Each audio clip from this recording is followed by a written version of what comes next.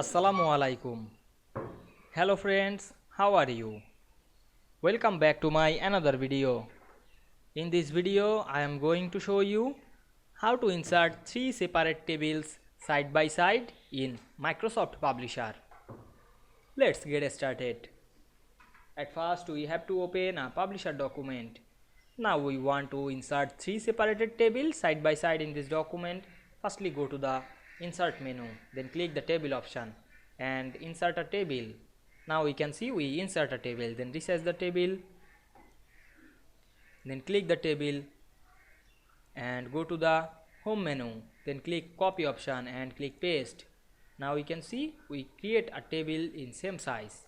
Then move this table in the side, then again click Paste option and move this table in the another side. Then press Shift on our keyboard, then select the multiple table, and now we can see we insert three separated tables side by side very easily. I hope you enjoyed the video. Please like, comment, share and subscribe my channel. Thanks for watching.